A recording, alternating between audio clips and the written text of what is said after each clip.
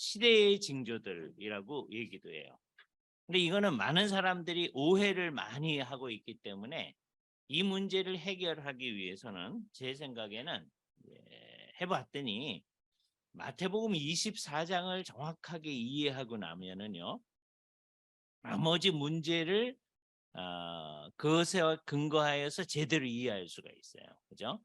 마태복음 24장을 오늘은 공부를 하는 겁니다. 다른 모든 것도 이것에 근거해서 생각을 하면 도움이 되기 때문입니다. 그죠?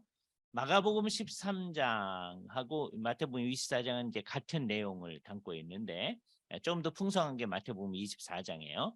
그래서 같은 내용인데 특히 그 중에서 내용이 같으니까 마가복음 13장은 흔히 소묵시록이라고 얘기합니다. 묵시록 그러면 요한계시록을 얘기하는 거죠. 그러니까 요한계시록을 요약해서 얘기해주고 있는 것 같다는 느낌을 이제 갖는 거죠. 사실은 그런 느낌이 있습니다. 그죠? 그러니까 마태복음 24장에 대해서 그 얘기는 잘 안 쓰긴 하는데 내용이 같으니까 이게 이제 소묵시록이다 이렇게 생각을 하시면서, 근데 일반적으로 이것은 이제 예수님이 감람산에 가서 앉았을 때 얘기를 하신 거거든요. 그래서 이것을 감람산 강화라고 얘기합니다. 그죠? 자, 요걸 볼 때 이제 어떻게 생각하시면 되냐면 예루살렘 성전이 이제 이쪽에 있어요. 그러면 그 맞은편에 산이 하나 있어요. 이 예루살렘 성전이 있는데도 여기 또 산이에요. 시온산 이렇게 얘기하죠. 시온산에 시온성이 있는 거예요. 거기에 한 부분에 이제 성전이 있죠. 그렇죠? 여기가 이제 예루살렘이라는 도시가 있는 겁니다.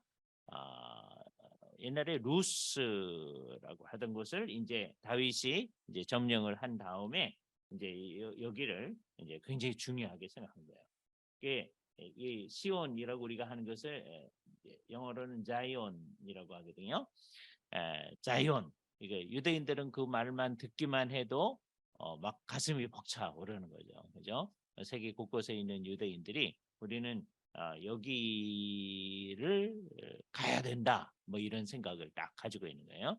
그래서 그런 생각을 자이오니즘, 시온주의라고 얘기합니다. 유대인들의 생각 전체가 딱 뭉쳐 있는 거죠. 그죠? 자, 그런데 그 중에서 제일 중요한 데가 이제 시온산에 이제 뭐 예루살렘 사람들이 사는 이제 모든 게 있고 거기에 이제 왕궁도 있고 다윗 왕궁도 거기 있고 그다음에 나중에 이제 헤롯의 왕궁도 거기 있고 그리고 또 성전도 있고 뭐 이런 겁니다. 그래서 이제 언제든지 예루살렘 전체를 이제 생각하시면서 그 중에 핵심지로서의 성전을 생각하는 거예요. 그래서 이제 출발점이 우선 그 맞은편에 있는 산이 이제 감람산이에요. 감람산이라고 하는 것은 올리브 동산이죠. 그죠? 그래서 감람산 그 중에 이제 일부를 감람원 가든 오브 올리브라고 얘기하기도 합니다. 그래서 예수를 믿는 사람들은 가든 오브 올리브 그러면 예수님 겟세마네 동산 그걸 자꾸 이제 생각이 나죠. 겟세마네 그죠? 미국에 가면 가든 오브 올리브라고 하는 패밀리 레스토랑이 있어요. 예. 패밀리 레스토랑이 이제 곳곳에 있는 거잖아요. 빕스라든지 아웃백이라든지 뭐 그런 것처럼 곳곳에 있는 거죠. 미국에 이제 저녁에 가든 오브 올리브라는 데가 있는데 그 얘기를 딱 들으면 우리는 감람원이 생각이 나잖아요. 그래서 이분들이 신앙이 좋은가 이렇게 이제 생각을 하게 되는데 이건 우리의 착각입니다. 그렇죠? 가든 오브 올리브 그래 놓고서는 되게 올리브가 많이 들어가는 음식을 하는데 거기가 어디냐면 지중해식 이제 음식을 하는데요. 그러니까 이탈리안, 그릭 레스토랑입니다. 그죠? 그러니까 이게 패밀리 레스토랑이에요. 그 사람들은 그 얘기를 들을 때 가든 오브 올리브 그렇게 들을 때 우리가 생각하는 감람원 전혀 생각이 안 납니다. 미국 사람들 가운데서도 신앙이 아주 좋은 분은 생각이 나겠죠. 그러나 이제 대부분의 사람은 뭐 그런 생각 없이 그냥 지중해식 음식을 하는 이탈리안 음식점이구나 또는 그리스 음식점이 그리스보다는 이탈리안 음식점이 좀 더 가깝습니다. 그죠? 그런 이제 음식점인데요. 여기가 이제 감람산이에요. 요 사이에 소위 기드론 시내가 이제 흘러가죠. 지금은 이제 시내가 없고 큰 길이 있습니다. 아주 큰 길은 아닌데 큰 길을 옛날에 우리나라에서는 한길 또는 행길, 워낙 한길이라는 건데 그 한길이라는 것은 크다는 말이거든요. 그래서 큰 길이 있는데 그걸 갖다 그래서 이제 행길이라는 말을 옛날에 쓰잖아요. 한길에서 온 말이에요. 행길. 길이 있습니다. 지금은 이제 자동차 다니고 버스 다니고 하는 그 길이에요. 감람산에서 앉아서 이렇게 보면 예루살렘 성전이 딱 보입니다. 그러니까 여러분 이제 곳곳에서 예루살렘 그 성전이 보이는 그 사진 이게 찍은 거, 전부 다 어디서 찍은 거죠? 감람산에서 찍은 거예요. 그죠? 자, 오늘 얘기는 우선 예루살렘 성전이 있는 데서부터 출발을 하겠습니다. 24장 1절. 예수께서 성전에서 나와서 가실 때 어디로 가느냐면 이제 감람산으로 가려고 하는 거예요. 오후 좀 늦은 시간일 거예요. 여기 이제 예수님의 맨 마지막 주간 중에 어느 하루였습니다. 예수님께서 이제 여기서 나오셔가지고서는 이제 최후의 만찬 이제 하러 이제 가시는 거예요. 이제 예수께서 성전에서 나와서 가실 때 제자들이 성전 건물을 가르쳐 보이려고 나왔다 그랬어요. 이분들이 왜 이렇게 얘기를 걸려고 하는가 하는 거 예수님이 아시는 거예요. 이미 예? 성전이 얼마나 아름다운가. 이때 이 성전은 이제 헤롯 성전입니다. 헤롯 성전은 이제 맨 처음에 유대인들이 세운 성전이 이제 솔로몬 성전이잖아요. 그래서 제1성전 그렇게 얘기해요. 근데 이제 바벨론이 이제 침입해 와가지고선 그걸 무너뜨렸잖아요. 이거는 이제 이 사람들에게 있어서 굉장히 충격적입니다. 하나님의 성전이 무너지다니, 그죠? 그 무너지기 전까지만 해도 이 사람들은 어떻게 생각한 거예요? 이게 하나님의 성전이 있으니까 평안하다, 평안하다, 평안하다 그런 사람들이 있었거든요. 그게 거짓 선지자들의 얘기죠. 예? 그러니까 그 당시 성전이 무너지기 전까지는 사람들이 생각할 때는 그게 옳은 것 같았을 거예요. 왜 하나님의 성전이 어떻게 무너지냐 이렇게 생각하는 거죠. 그죠? 그래서 그 예레미야서에 보면 예레미야는 이제 이 사람들이 침입해 와서 우리가 이제 망할 거다, 이 성전이 무너질 거다 이렇게 얘기를 하는데 다른 선지자들은 하는 말이 여기 하나님의 성전이 있으니까 무너지지 않는다. 성전이 있으므로 평안하다, 평안하다, 평안하다 그렇게 얘기한다는 거예요. 그 상황에서는 이 성전이 무너질 거고 우리가 망할 거고 그 얘기를 하는 예레미야가 매국노처럼 보여요. 예? 그거 얼마나 어렵겠어요. 예? 예레미야가 그걸 원해서 그렇게 얘기하는 거예요. 그게 아니고 하나님의 뜻이 그런 거다. 지금 그렇게 될 수밖에 없다. 이제는 안 되는 거다. 너희들이 이제 이 상황에서는 빨리 회개를 하면서 주께서 우리를 회복시키실 때를 기다려야 된다. 이렇게 가야 되잖아요. 그죠? 이게 중요한 게 우리가 생각하는 대로 어떻게 되는가 하는 게 중요한 게 아니라 하나님께서 지금 어떻게 하시는가가 중요한 거거든요. 예레미야 시대에도 그게 중요한 거고 예수님 시대에도 그게 중요한 거고 우리 시대에도 마찬가지입니다. 하나님께서 어떻게 하시느냐. 사람들은 하나님이 어떻게 하시느냐 그게 별 관심이 없어요. 당장 자기네가 중요한 게 제일 중요한 거예요. 자기네 식으로 하는 거예요. 그래서 그걸 자기 혼자만 그렇게 생각하는 게 아니라 다른 사람들도 그렇게 생각하게끔 자꾸 유도를 해요. 이게 정신을 바짝 차리고서는 사람들이 유도하는 대로 가지 않도록 해야 해요. 언제든지. 그래서 그게 이제 나중에 오늘 24장 얘기하면서 오늘 다음 주 얘기하겠지만 한마디로 요약하면 정신을 차려라. 언제든지 예수를 믿는 사람들한테 늘 성경이 하는 얘기는 정신을 차려요. 정신을 차리지 않으면 다 이 세상에서 아주 교묘하게 유도하는 사람들의 유도에 넘어가게끔 돼 있다. 그죠? 예수님께서도 오늘 그 얘기를 이제 하실 겁니다. 정신을 차려라. 네. 그걸 이제 다른 말로 얘기할 때 미혹받지 말아라. 왜 우리들 미혹하는 다양한 사상들이 이제 있게 될 건데 그러지 말아라. 그죠? 그래서 여기 정말 정신을 차려야 되는데 예수님께서 지금 제자들이 예루살렘 성이 너무 아름답다는 것을 얘기하려고 하는 걸 보면 이제 말하려고 온다는 걸 알았어요. 그죠? 솔로몬 성전이 있었고요. 그게 무너졌어요. 정말 놀라운 거죠. 충격적인 거였잖아요. 그래서 바벨론에 이제 포로로 잡혀갔습니다. 그러면 이제 바벨론의 포로로 잡혀가서 이제 원하는 게 뭘까요? 주님, 우리가 잘못했습니다. 그러나 언젠가는 우리를 돌이켜 주셔서 성전을 새롭게 만들 수 있도록 하여 주시옵소서. 이렇게 기도하면서 있는 거죠. 드디어 70년이 지난 다음에 70년의 때가 차니까 다시 고레스라고 하는 이방 왕을 딱 등장을 시켜서 이게 페르시아의 이제 왕이에요. 그렇죠? 그러니까 우리식으로 말하면 이란, 이라크 지역을 통치하고 있는 왕이 이제 명령을 내려가지고서는 이번에 이제 유대인들만 자기 고향으로 돌아가라 그런 게 아니고 이 사람은 누구든지 그 전에 바벨론은 이제 사람들을 포로로 잡아가는 그런 정책이었는데 그래서 자기네 거를 강요하는 정책이에요. 페르시안 정책이 각 민족의 문화, 종교 이런 것을 다 존중을 하는 정책을 씁니다. 그게 뭐 사람이 좋아서 그런 게 아니라 그게 더 잘 통치를 하는 방식이다. 그렇게 생각을 하는 거죠. 그죠? 그래서 이 사람이 유대인들한테도 돌아가서 너희 하나님을 위하여서 성전을 세워라. 이렇게 얘기하는 거죠. 성경에는 정말 유대인들만을 위해서 이거 한 것처럼 이제 기록이 되어 있습니다. 그런 측면이 있죠. 하나님이 사실은 이 일을 위해서 이 사람을 사용한 거예요. 근데 이 사람은 자기가 자기의 정책으로 이걸 하는 겁니다. 그죠? 다른 민족들한테도 다 그래요. 다른 종교도 존중하는 입장을 이제 가지는 거죠. 유대인들의 이 종교만을 이분이 갑자기 유일신 하나님을 믿게 돼서 이것을 해라 이렇게 얘기한 게 아니고 각 민족의 종교를 이렇게 존중하고 너희 신들을 위해서 성전을 지어라. 그러면서 이거는 성경에도 나타나 있는데 왜 그렇게 하느냐?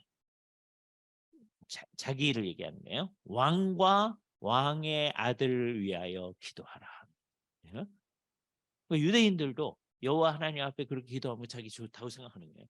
그런데 그렇게 얘기하는 거 보니까 이제 다른 민족들한테도 너희 신들한테 너희 이제 마음대로 너희 신을 섬기는데 그 전에 못 섬기게 했었거든요. 근데 섬기는데 이제 어떻게 알아? 이제 한 가지 너희가 해야 할 일이 있는데 이 페르시아의 왕과 그의 자손을 위해서 기도하라. 그러니까 자기 좋은 정책이잖아요. 그러니까 사람들은 다 자기 중심으로 뭘 합니다. 그죠? 그러니까 이제 아까 선동하는 사람들도 계속 자기 중심으로 하는 거거든요. 그래서 넘어가면 그 사람들만 위해 주는 거예요. 그러니까 어리석게 생각하지 말아야 되는 거죠. 예, 이 세상 속에서 우리 늘 정신 차려야 되는데 그래서 이제 와가지고서는 성전을 세웠어요. 그 당시에 수룹바벨이라고 하는 총독을 임명을 해서 수룹바벨이 이제 앞장서서 이 성전을 이제 세우게 되어집니다. 그거를 우리가 제2성전 그래요. 그죠? 제2성전. 그리고도 이제 이게 복잡한 역사를 겪겁니다. 그러다 이제 조금 무너지기도 하고 좀 어려워지고 그 완전히 무너지는 건 아니고 옛날처럼 아니고 좀 어려움을 겪다가 헤롯 대왕이 유대인의 환심을 사기 위해서 이 성전을 좀 증축하고 더 멋있게 만들기 시작합니다. 그래서 이거는 기본적으로 제2성전, 즉 수룹바벨 성전을 새롭게 한 거예요. 제3성전이라고 하지 않아요. 이것도 제2성전인데 수룹바벨 성전을 좀 확장하고 아름답게 만들어요. 그래서 상당히 확장을 했던 것 같아요. 그래서 굉장히 아름다운 예배 처소라고 생각을 그 당시 사람들도 하고 지금 유대인들도 하고 있습니다. 지금은 이제 그게 나중에 이제 무너진 다음이니까 옛날에 헤롯 성전은 이랬을 거다라고 하는 그 모습을 이제 예루살렘 박물관에 가면 이렇게 이제 해놨어요. 예. 그래서 이제 그 상황 속에 우리가 이 얘기를 듣는 거예요. 그죠? 예수님의 제자들로 볼 때 이 성전은 매우 아름답다 생각하고 유대인들에게 있어서의 하나님을 섬기는 일의 중심진이 성전이거든요. 예수님도 성전 예배에 늘 참여를 하셨거든요. 네. 굉장히 중요한 거예요. 12살 때 성전에 예배하러 제사하러 갔던 거 기억나시잖아요. 그 이후로 이제 시시때때로 가시다가 이제 어른이 돼서는 이제 늘 성전 예배에 참여를 하셨다라고 생각할 수 있어요. 그죠? 제자들이 이 성전을 중심으로 얘기하는 것을 이제 예수님이 아시고 2절에 얘기합니다. 너희가 이 모든 것을 보지 못하였느냐. 그러니까 제자들이 말하려고 하는 바를 예수님이 다 아신 거죠. 이게 아름답다.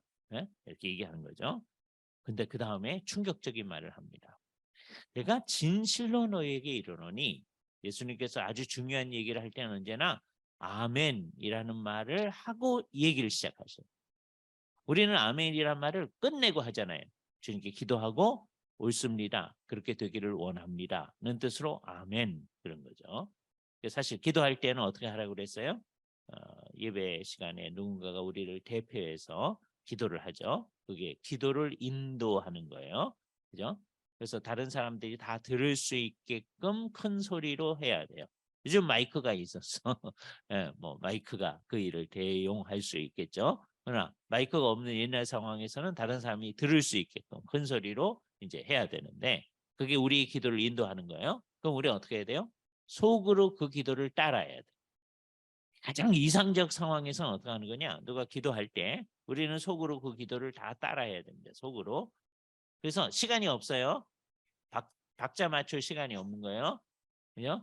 예, 박자 맞춘 게 뭐예요? 주여, 아멘. 이런 시간이 없는 거죠. 가장 이상적 상황에서 겁니다. 그래서 이제 이분이 이제 기도가 맞춰지면 모든 사람이 다 큰 소리로 아멘 하는. 예? 아멘 하기 전까지는 어떻게 했어요? 속으로 그걸 따라 했었어요. 예? 그리고 다 끝나면 어떻게 해야 돼요? 큰 소리로 아멘 하는 거예요. 예. 이게 이제 정상입니다. 이제 비정상 두 가지. 예. 첫 번째 비정상, 이제 박자 맞출 시간이 없다 그랬잖아요. 워낙에 이제 조용히 해야 되잖아요. 조용히 하다 보니까 자, 예? 예? 딴 생각을 하든지. 그래서 맞췄는데 맞췄는지도 몰라. 그러니까 아멘 안 해. 예? 그거 또는 이제 조용히 왔으니까 아멘 안 하는 거예요. 이 비정상, 이것도 비정상입니다. 그래서요, 대개 이 형태가 나타나요. 또는 두 번째 비정상은 우리가 너무 익숙한 거여서 그게 정상인데, 대부분의 교회에서는 이렇게 하는 게 좋습니다. 이게 진짜 좋은 건 아니고요.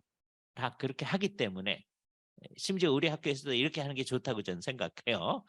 왜? 우리 수준이 그것밖에 안 되니까. 그래서 정말 기도가 있을 때마다 이제 아멘, 아멘, 아멘 하다가 맨 마지막에도 아멘 하는 거예요. 그래서 예. 기도를 방해할 정도로 큰 소리로 중간중간에 아멘 하면 안 되겠죠. 그러나 그건 안 되게끔 하는 거예요. 근데 사실은 이것도 사실은 비정상이다. 예? 이제 언젠가는 이제 고쳐져야 돼요. 이제 고치라고 그랬더니 또 끝날 때도 아멘도 안 해. 그러면 안 돼요. 근데 우리 상황에서는 어떻게 해야 되느냐면 이거 그냥 해야 돼. 그래서 이제 제 전략은 좀 다른데요. 제가 섬기는 교회에서는 이제 그냥 우리는 좀 있다가 끝날 때 아멘 해요. 근데 아멘 잘 안 해. 왜? 조시는지 아니면 딴 생각하는지 아니면 하여튼 얘기하는데 좀 그래서 안 하는 것 같아요. 이게 속으로 따라해야 되거든요. 속으로 다 하다. 사실은 박자 맞출 시간이 없는 게 속으로 따라하다 보니까. 그죠?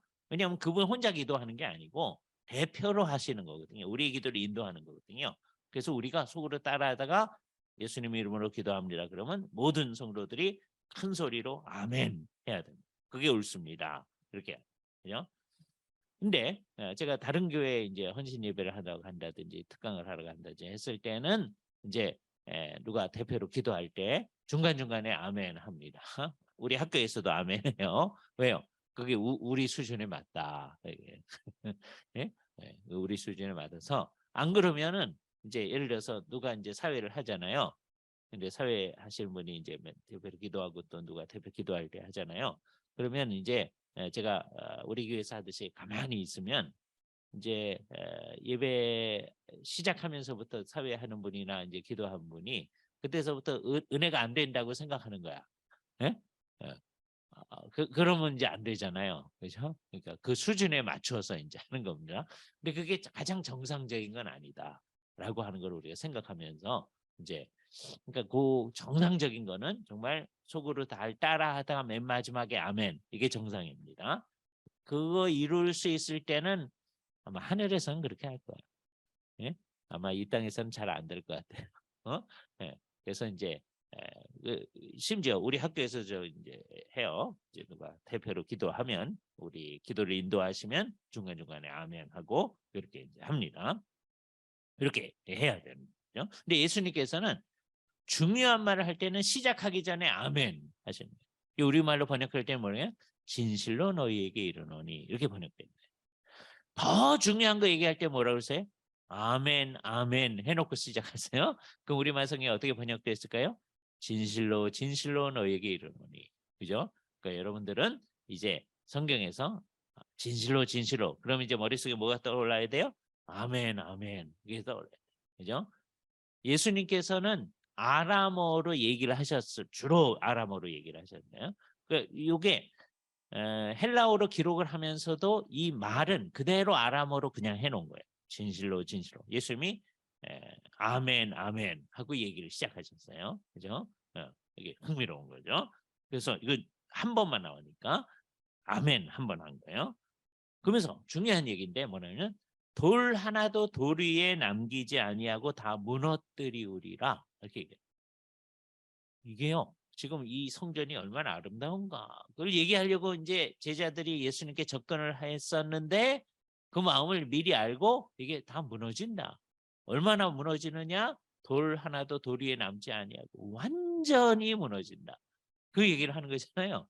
예수님께서 이 얘기를 이제 하신 다음에 예수를 믿는 사람들끼리는 뭘 완전히 새롭게 할 때는 언제든지 이 말을 써서 표현합니다. 돌 하나도 돌 위에 남기지 아니하고 뭘 완전히 새롭게 할 때. 그래서 그럴 때 늘 쓰는 말이 되어버렸어요. 예수님께서 이 일을 이제 그 말을 하기 시작하신 거죠. 이게 충격으로 다가왔을 겁니다. 그래서 지금 어떤 상황이에요? 지금 이 사람들이 예루살렘 아까 성전에서 다음에 이쪽에 감람산이 있다고 그랬잖아요. 그 기드론 시내를 이제 건너가잖아요. 아무 말도 아니하고 예수를 따라가요. 이 충격에 아마 이 성전이 다 무너지면 어떻게 될까? 이 충격은요. 옛날 유대인들이 자기네 예루살렘 성전이 무너졌을 때, 그죠? 그때의 충격만큼 대단한 거예요. 그죠? 어떻게 이 성전이 무너지냐? 우리의 예배의 중심인데, 예? 하나님이 강력하신 분인데, 전능하신 분인데 어떻게 성전이 무너지냐? 이런 마음을 가지고서 이 사람들이 갔을 거예요. 그죠? 그래서 감람산에 예수님께서 이제 앉으셨어요. 그러니까 예루살렘에서 이제 와가지고 감람산을 앉으셨어요. 앉으셨다라고 하는 것은 이제 가르칠 준비가 되어 있는 거죠. 쉬려고 앉은 거 아닙니다. 한참 산을 오르다 보니까 예수님이 피곤해서 앉으셨다. 이게 아니고 예수님께서 앉으셨다. 그러니까 가르칠 준비가 된 거잖아요. 이때가 좋은 기회죠. 제자들이 나와서 묻습니다. 제자들의 질문 속에 자기들의 해석이 들어있어요. 이게 재미있어요. 그렇죠? 제자들이 뭐라고 질문하는지 보세요. 우리에게 알려주시옵소서 어느 때에 이런 일이 있겠습니까? 이런 일 뭘까요? 예루살렘 성이 무너지는 일. 성전이 무너지는 그게 충격이죠. 그러니까 지금 한참 지난 거예요. 여기서 얘기를 하고 한참 온 거예요. 이게 최소한 잡아도 30분 이상 걸립니다. 예? 이게 여기서부터 이제 걸어서 여기까지 오는 거 30분 이상 걸려요. 한 1시간 정도 걸릴 수도 있어. 1시간에 채 안 걸릴 수도 있지만 하여튼 와야 됩니다. 근데 그동안에 정말 이 생각을 하면서 딱 왔을 때 처음 하는 질문이 언제 이런 일이 있겠습니까? 그게 얘기하는 거예요. 근데 그 다음 얘기 속에 자기들의 해석이 들어있어요. 어느 때에 이런 일이 있겠사오며 또 주의 임하심과 우리말에서는 주의 그렇게 나왔을 때는 상당히 많은 부분이 당신님의라는 말을 당신님의라는 말을 쓰기가 어려우니까 다 주의라고 바꿔놨습니다. 그 대표적인 예가 뭐예요? 이제 마태복음 16장에 보면 너희는 나를 누구라 하느냐라고 했을 때 우리말 성경에는 베드로가 주는 그리스도시요 살아계신 하나님의 아들입니다. 이렇게 나오잖아요. 그 주는 이라는 말이 사실은 당신님은 유, 예? 당신님은 헬라 언어는 수라는 말이에요. 수는 유예요. 예? 당신님은 우리말로 할 땐 예수님을 앞에 놓고 당신은 그럴 수 없잖아요. 예? 왜냐하면 당신은 하는 말은 나하고 동격이라는 말이거든요. 그래서 우리의 선배들이 고민을 한 거예요. 당신은 할 수도 없고 어떡할까? 그러다가 주는 이렇게 나오고 또 거기 주라는 말 없어요. 예? 우리말 성경에 그렇게 번역되어 있어서 저도 오랫동안 거기 주라는 말이 있다고 생각을 해서 나중에 보니까 이게 수예요. 수니까 이게 당신이라는 말이에요. 이때 쓰기 좋은 말이 뭐예요? 우리 박유성 목사님이 쓰신 대로 당신님은 하나님에 대해 쓸 때는 전부 다 님자를 붙여. 박유성 목사님의 아주 독특한 표현이에요. 좋은 말버릇이죠. 그렇죠? 기도할 때 당신은 뭐 이러면 안 돼요. 기도할 때 하나님을 앞에 놓고 하는 거니까 그때 쓰기에 좋은 말이 뭐예요? 우리로 하여금 당신님의 뜻을 행하게 하옵시며 예? 당신님의 백성으로서의 역할을 다 잘할 수 있게 하여 주시옵소서. 그러니까 여러분의 입에 당신님, 하나님에 대해서 성부, 성자, 성자에 대해서는 당신님이라고 말하는 말버릇이 자연스럽게 나타날 수 있게 해보는 게 좋다. 그죠? 그래서 이제 제자들도 그렇게 얘기했어야 되는데 이 사람들은 박윤선 목사님 제자가 아니어서 예? 예. 당신의 근데 우리 선배들이 당신의 그 어려우니까 주의 임하심과 이게 해석하기 어려운 말입니다. 예수님이 지금 앞에 있거든요. 근데 당신님의 임하심 이라는 말을 이 사람들이 과연 그렇게 쓸 수 있었겠냐? 이게 어려운 말이에요. 그러니까 자유주의자들은 제자들이 이렇게 했을 리가 없다.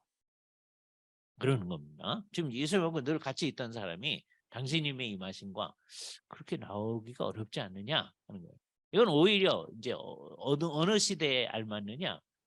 예수님께서 돌아가시고 그다음에 부활하시고 다시금에 승천하신 다음에 그다음에 우리 곁에서 있지 않은 상황에서 당신님의 임하심 이건 아주 자연스럽죠.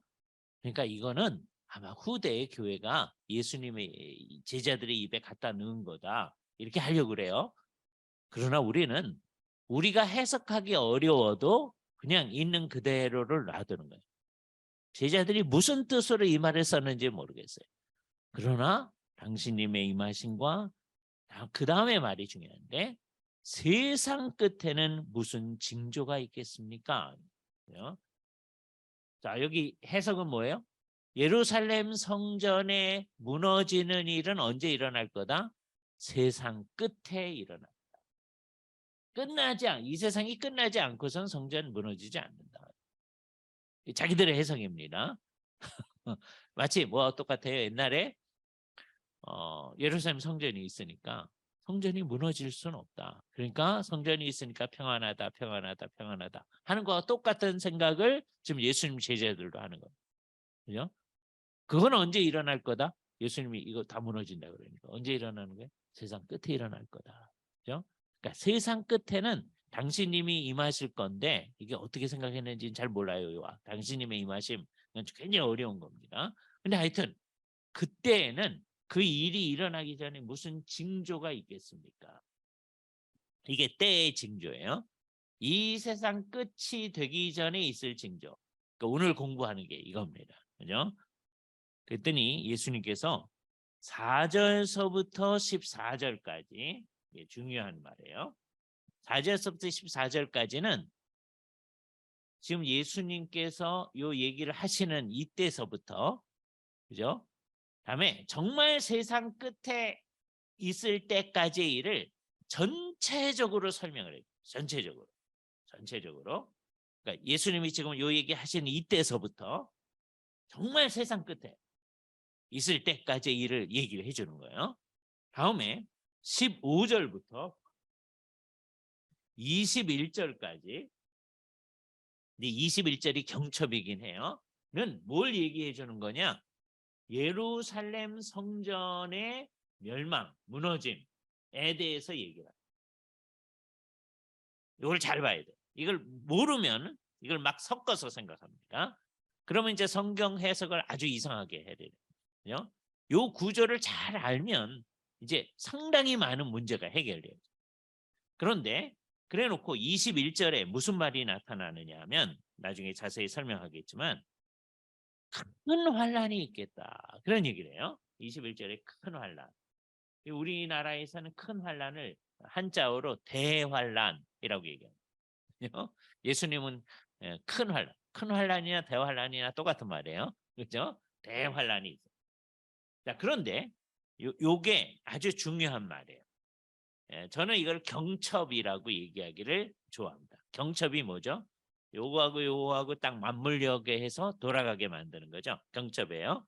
그래서 요 단어를 가지고 지금 예수님은 한편으로는 예루살렘 성전의 멸망이라고 하는 것이 큰 어려움이다라고 하는 것을 얘기해요. 왜냐하면 그 앞에 얘기가 15절에서부터 21절 얘기가 전부 다 예루살렘 성전의 멸망 얘기를 하는 거거든요.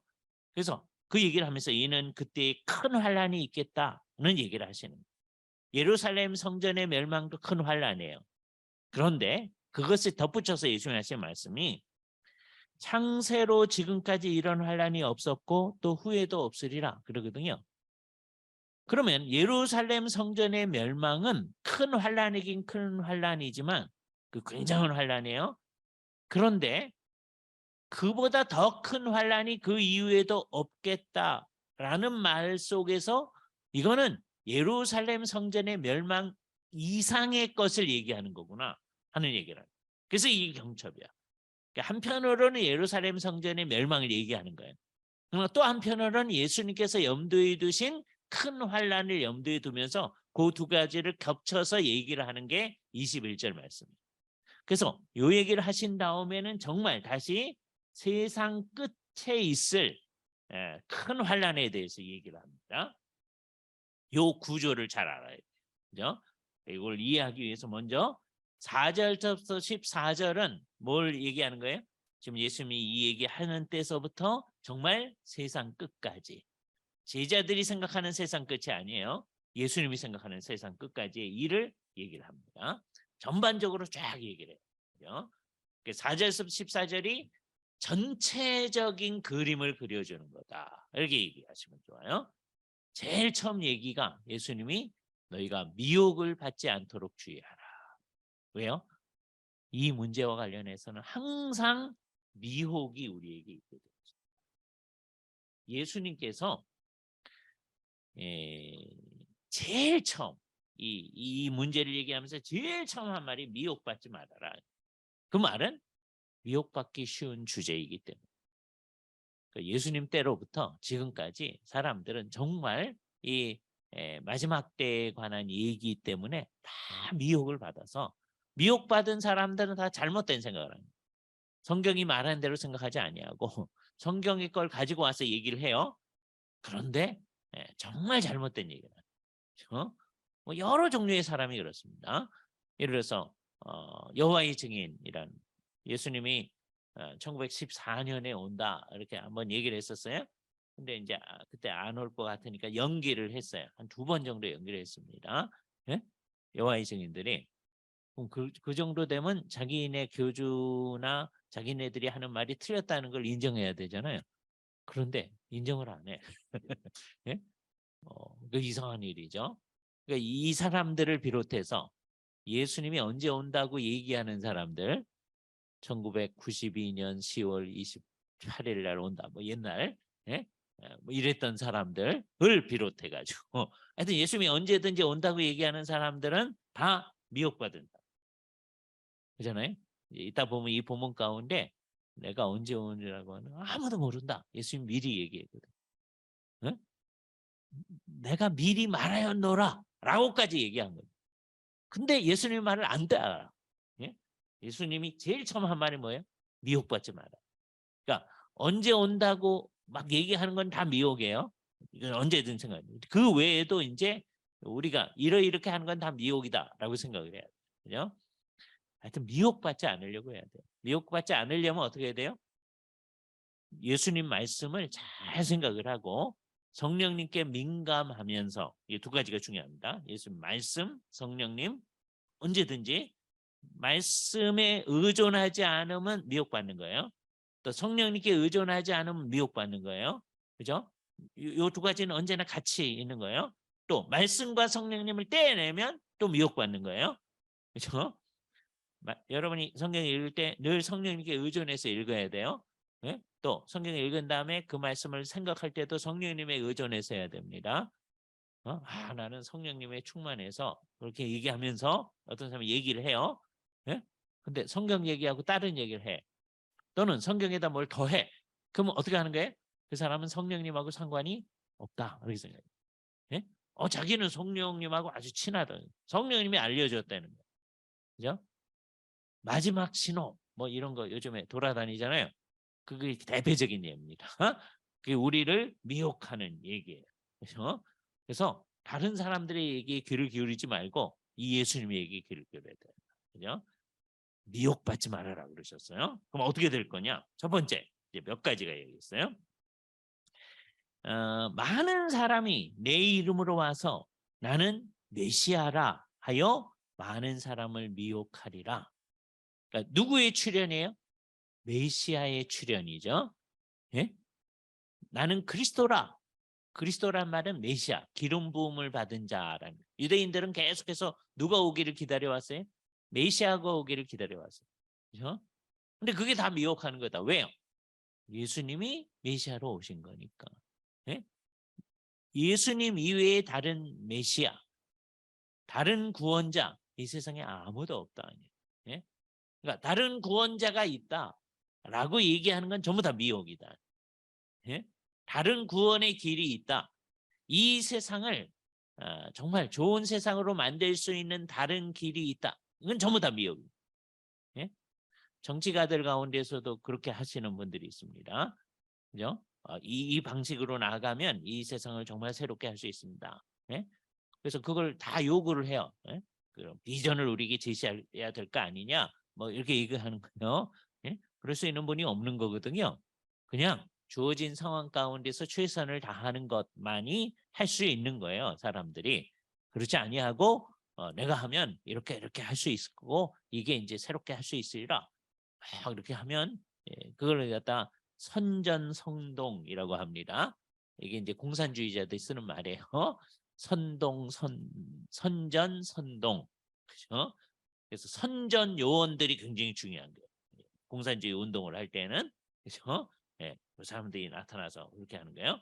그러니까 공산주의 운동은 이제 맨 처음에 마르크스가 나타날 때서부터 계속해서 이 세상을 좋은 세상으로 변혁시킬 수 있는 방법이 있다.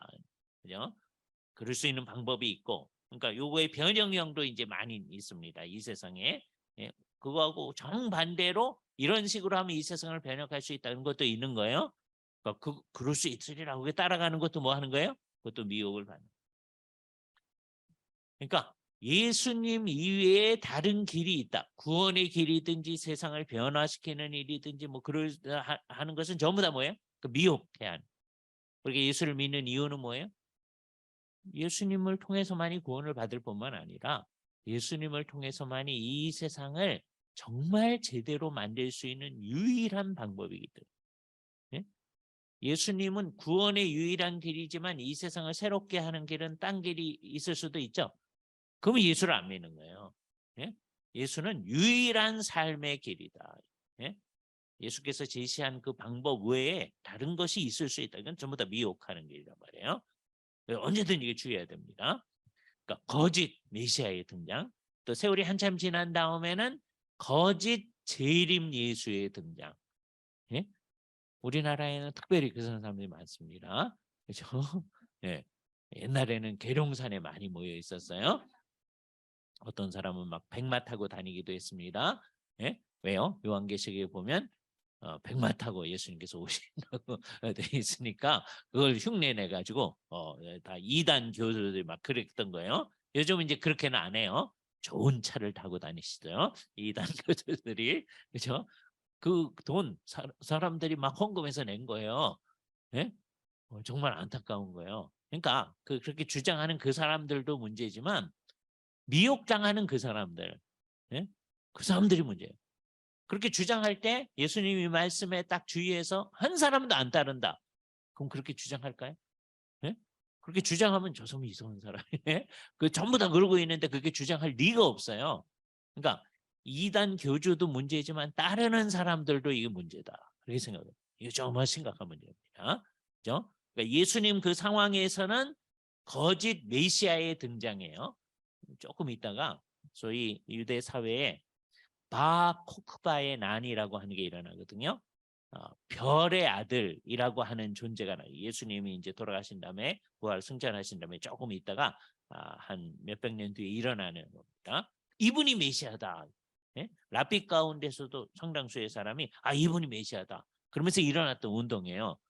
메시아는 이미 오셨었는데 유대인들은 예수를 메시아 그럼 믿지 아니하고 바 코크바라고 하는 사람이 나타났을 때 이 사람이 이 세상의 문제를 해결하고 우리를 구원할 메시아다 이렇게 나오는 거예요.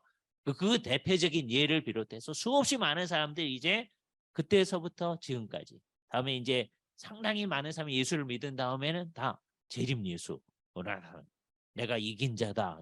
예? 그런 사람이 있잖아요. 지금 우리나라에 예? 누가 그래요? 이만희 예? 신천지 하시는 분들이 다 그러고 있는 거거든요. 예? 그분이 이긴 자다. 성경이 말하는 이긴 자. 예? 재림 예수라는 말이거든요. 그죠? 보혜사다. 그러면서 나타나는 거예요.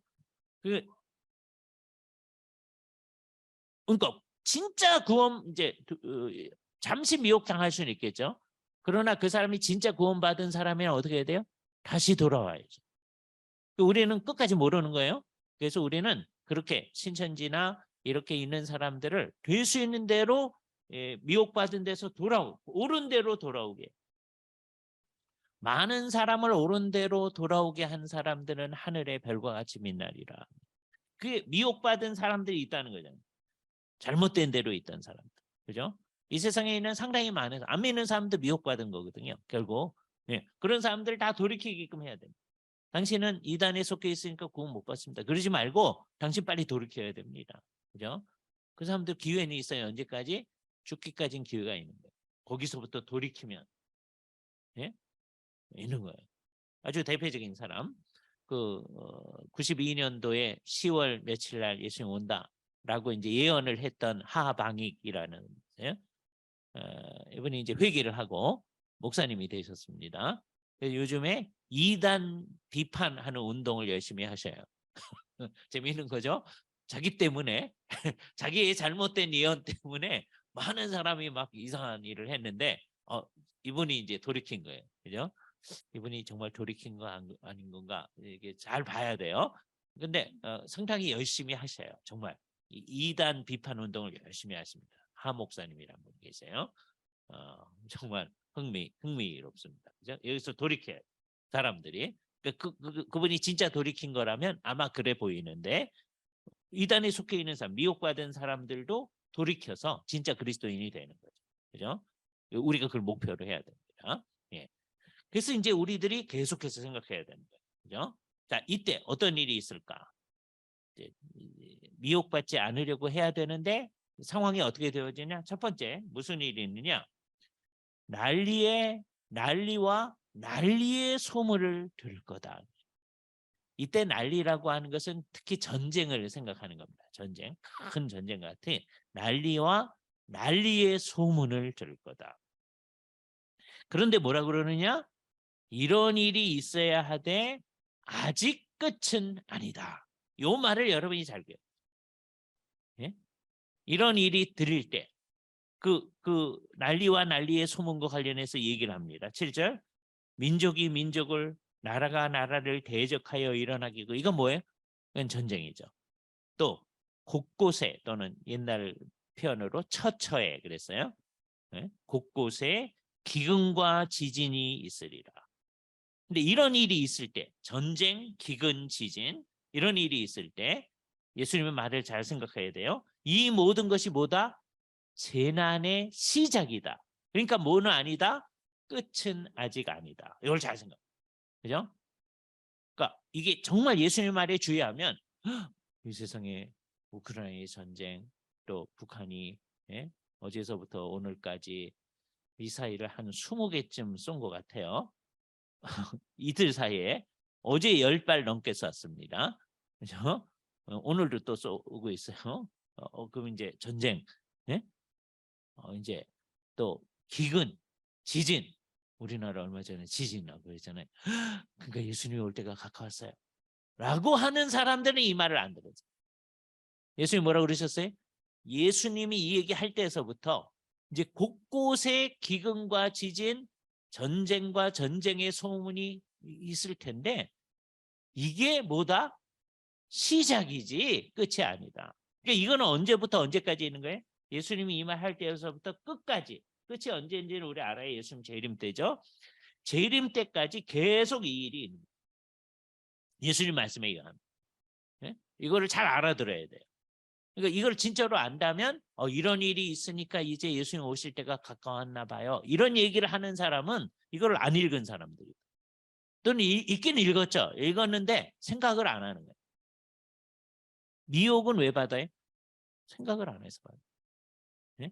그러니까 미혹받지 말아라는 말은 생각하라라는. 그 아까 제가 쓴 말로는 정신을 차려라.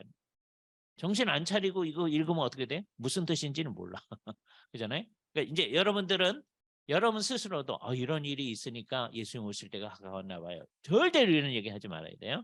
네? 또는 그런 얘기하는 사람들의 말을 따라가면 안 돼. 이상하게 얘기하시네. 네? 바깥에 입을 벌려서 그 얘기할 필요는 없어요. 속으로 그러시는 거예요. 그렇죠? 예. 그리고 그분들한테 어떻게 하시면 돼요? 여러분 좀 읽고 있는 조그만 책이 있잖아요. 예? 그거 선물을 해드려. 예? 예. 왜? 거기에 그 말이 있잖아요. 예, 그렇게 하지 말아라 생각하는 거니까. 그렇죠? 그건 조그만 책이니까 부담도 없고 할 수 있잖아요. 그래서 사람들한테 많은 사람들한테 그 선물을 해드립니다. 그렇죠? 예. 정말 이게 첫 번째예요. 이제 앞으로 이런 일이 있을 거다. 언제부터 언제까지? 예수님의 초림서부터 재림 때까지 전체적으로 이런 일이 있을 거다. 두 번째, 무슨 일이 있어요? 그때 사람들이 너희를 환란에 넘겨주겠고. 이게 이제 두 번째 얘기예요. 그래서 이제 이 말로부터 환란이라는 말을요. 환란은 어려움이라는 말이에요. 환란. 그잖아요. 이제 영어로는 트리뷰레이션인데 이게 그냥 어려움이라는 말이거든요. 근데 성경의 용례가 어떤 때는 이제 어려움. 아까 첫 번째 것도 어려움이거든요. 전쟁이 일어나고 기근, 지진이 있으면 어렵잖아요. 예? 예. 그런데 여태 환란이라는 말을 이제 예수를 믿는 사람들이 독특한 말로 사용합니다. 지금부터 하는 말을 이제 우리는 환란이라고 쓰기 시작한 거예요. 아까 그냥 어려움 말고 어떤 거예요? 사람들이 너희를 환란에 넘겨주는 것. 너희는 누구냐? 그죠? 너희가 내 이름 때문에 모든 민족에게 미움을 받으리라. 내 이름 때문에. 그러니까 이 사람들 누구겠어요?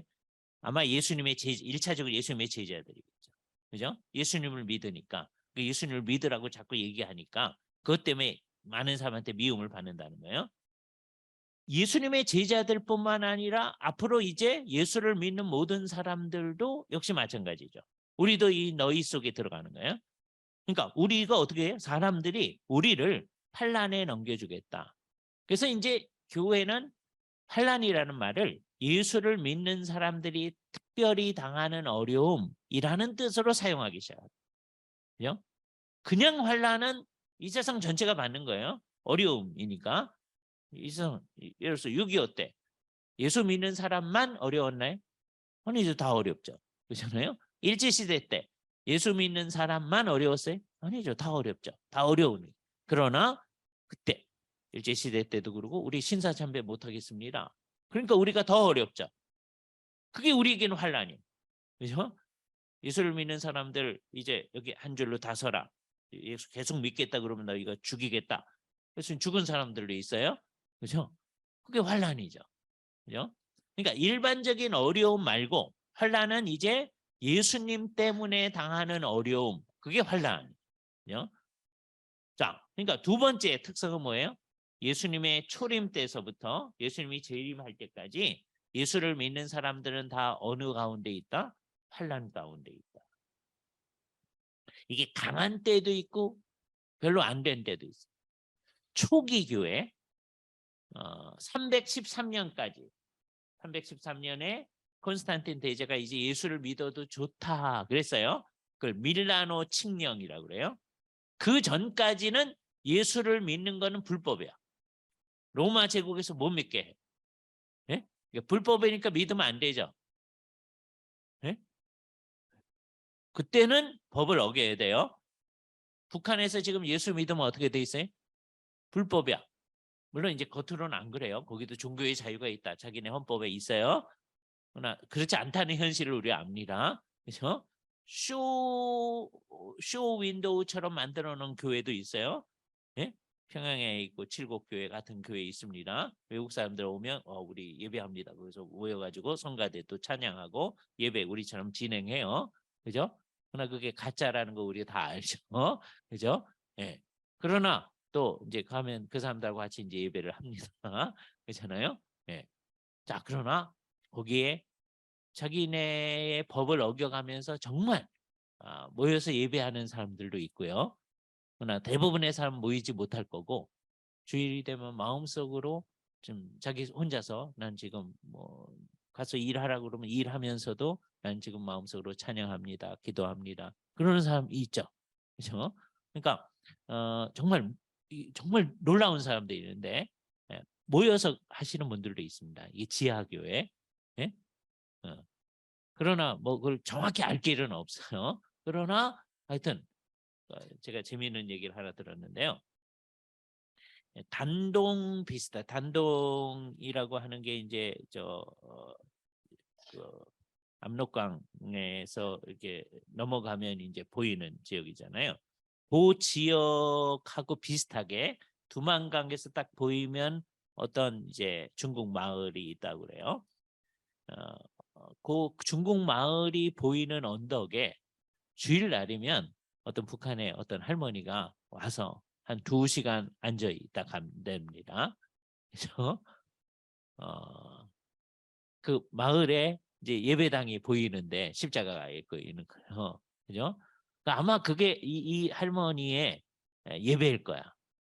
네? 주일날 와가지고서는 거기 바라보면서 속으로 찬송도 하고 기도도 하고 그러겠죠. 그리고 가는 거예요. 그죠? 그러니까 지금 우리는 마음껏 모일 수 있죠. 안 모이죠. 되나요? 거기는 마음껏 모일 수도 없으니까. 그죠? 그러니까 이게 참 독특한 거죠. 불법인데도 그래도 모여야죠. 모이지 못해도 하나님께 예배를 해야죠. 그죠? 근데 그게 뭐 북한만 그런 게 아니고 313년까지 옛날 로마 지역 하에 있는 모든 지역이 다 그랬다. 물론 그때 그 로마 제국이 아주 압제를 강하게 할 때는 핍박이 아주 심각하게 일어납니다. 몇 번 그런 데가 있어요. 그러나 다른 때는 핍박을 하진 않지만 예수를 믿는 사람들을 경원시하죠. 좀 이상한 사람. 이렇게 하는 거예요. 사회적 압력이 있는 거예요. 예수 믿으면 안 될 것 같은. 그죠? 그러나 우리 옛날 선배들은 그 상황 가운데서 예수를 믿었던 거죠. 그죠? 이 경험을 이제 한 사람들은 환난과 핍박 중에도 성도는 신앙 지켰네. 그런 찬송이 정말 의미가 있는. 그죠? 예수 그리스도를 믿기 때문에 당하는 어려움. 있어도 우리는 그렇게 하는 거다. 그죠?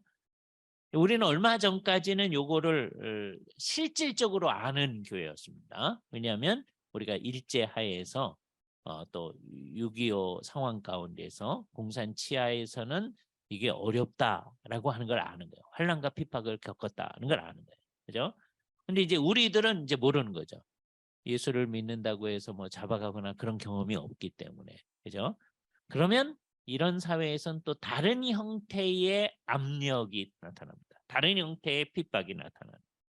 그래서 바울이 얘기하는 대로 무릇 그리스도 예수 안에서 경건하게 살고자 하는 자는 다 핍박을 받는 거예요. 형태는 다 달라요. 시대마다. 그죠? 어떤 시대에는요. 예수를 믿어라 하는 분위기가 있는 시기가 있어요. 그죠? 1980년대 이후 90년대 초까지 우리나라 사회에는 어떤 지역에는요. 뭐 앞집에 있는 사람도 예배당 가고 뒷집에 있는 사람도 예배당 가고 사회 분위기가 다 예배당을 가는 분위기야. 그래서 안 가면 자기만 뒤처지는 것 같은 느낌이 되는 분위기가 있는 때가 있어요. 예? 사회적 압력이 딱 들어오는 거예요. 다 예배당 가야 될 것 같은. 그럴 때에 우리나라에 예수를 믿는 사람이 얼만큼 있었느냐라고 할 때 최대한이 25%에 근접을 해요. 25%된 적은 없어요. 근데 25%가 누구를 포함한 거냐? 천주교인들을 포함한 거고요. 수없이 많은 이단들 다 포함한 거예요. 왜? 이단들한테 인구 조사할 때 당신 종교 뭐예요? 그럼 뭐라 그랬을 거예요? 기독교요. 난 이단이요. 그런 사람 있어요? 그렇잖아요. 그러니까 이 모든 사람 포함해서 25%에 최대한을 했을 때가, 그러니까 우리 가운데서 예수를 진짜로 믿는 수는 한 옛날에도 한 10%였을 거예요. 요즘은 이게 떨어져서 한 전체가 다 합쳐서가 18%뭐 이렇게 나와요. 이거보다 좀 떨어지고 있는데, 그죠? 그 중에 예수를 진짜로 믿는 사람 얼마나 있을까? 이거 굉장히 어렵습니다. 그죠? 그러니까 우리가 더 열심히 해야 돼. 우리는 한 번도 예수를 우리 국민의 대다수가 믿어본 적이 없어요. 예? 예수를 믿는 사람이 대다수인 적이 한 번도 없어요. 우리는. 유럽은 그런 적이 있어요. 예? 유럽은 인구의 99%가 예수 믿는 사람인 적도 있었어. 예? 그런데 이제는 예배당 가는 사람이 인구의 1%도 안 돼. 이게 안타깝잖아요. 근데 우리는 인구의 최대한 얘기하면 한 10몇 %가 예수 믿은 적은 있었어요. 최대한 얘기했을 때. 예? 그러면 예를 들어서 그때도 한 달에 한 번씩만 예배당 오는 분, 당신 종교 뭐요? 그럼 뭐라 했을까요? 네, 엉터리진 하긴 하지만 기독교입니다. 뭐 이랬을 거 아니에요. 그렇죠? 그 사람까지 다 합쳐서 10%인 거예요. 그래서 우리는 옛날에도 그렇고 지금은 더 하죠. 더 열심히 해야 돼요. 그죠? 우리가 뭐 다 믿는 것처럼 생각하면 안 돼요. 여러 형태의 핍박이 있는 거예요. 핍박이 있으면 이제 어떤 일이 벌어질까 하는 거 나중에 정리해 드릴게요. 하여튼 이런 게 있을 거다. 근데 더 안타까운 건 뭐냐면 그때 많은 사람들이 10절입니다. 실족하게 되어 서로 잡아주고 서로 미워하게 되는. 이건 어디 안에서 일어나는 거예요? 교회 안에서 일어나는 거예요. 교회 바깥에서 핍박이 나타나는 것도 어려운데 교회 안에서. 그죠? 우리 여신원이 특송을 하는 관계로 50분에 마치도록 하겠습니다. 그래서 빨리 이제 진전을 해야 되니까 시작을 하도록 하겠습니다. 자, 우리가 이제 초림서부터 재림까지 있는 얘기를 예수님께서 먼저 하셨다라고 하는 얘기를 했어요. 그죠? 첫 번째, 그러니까 가장 전체적인 주제가 미혹받지 말아라 그랬고, 첫 번째는 난리와 난리의 소문, 그래서 전쟁, 지진, 기근, 이게 계속 있을 것이다. 예? 두 번째는 환란이 일어난다. 핍박이 일어난다. 근데 바깥에서 나타나기도 하고 안에서 이게 있기도 한다. 이거는 역사 과정 가운데 우리가 압니다. 옛날에 천주교회가 아주 세력이 컸을 때요. 이게 성경적으로 잘못됐다. 그래가지고서 우리가 종교를 이렇게 했잖아요. 그래서요. 많은 사람이 천주교회가 힘이 셌던 나라, 특히 이제 프랑스 같은 나라에서는 개신교인으로 있으면 막 죽어야 됩니다. 예? 바돌로무 대학살 이때 수없이 많은 개신교인들이 막 죽는 거예요. 예? 그러니까 안에서 이제 큰 환란이 일어나기도 하는 거죠. 그죠? 우리가 잘 생각을 해야 돼요. 그러니까 이 세상에 살면서 우리는 늘 어려운 가운데 있을 것을 딱 각오하고 있어야 돼요. 예수를 믿고 나면 이제 불행 끝 행복 시작 이게 아니고 예?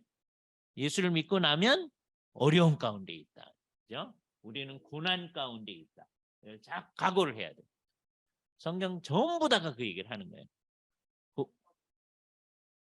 아니 뭐 꼭 그런 건 아닌데 늘 고난이 있어요. 그렇죠? 무릇 그리스도 예수 안에서 경건하게 살고자 하는 자마다 다양한 형태의 핍박이 있는 거예요. 그죠? 늘 생각을 해봐야 돼요. 그래서 여러분 주변에 고난이 있을 때 주님 이런 게 있다고 하더니 왔습니다. 그래서 잘 견뎌나가야 돼요. 예? 주님 이거 어떻게 된 겁니까? 계시는 겁니까? 뭐 이러면 안 되는 거예요. 예? 당연히 온다라고 얘기를 했었다라고 하는 거예요. 그죠? 이 고난은 우리한테 무슨 유익을 주냐면 두 가지, 뭐 여러 유익이 있는데 이거를 통하여서 내 신앙이 참 신앙이라는 것을 드러내시는. 예? 물론 고난 당할 때는 굉장히 어렵죠. 어렵지만 이걸 잘 견뎌 나가면 이 사람의 신앙이 참된 거구나. 왜요?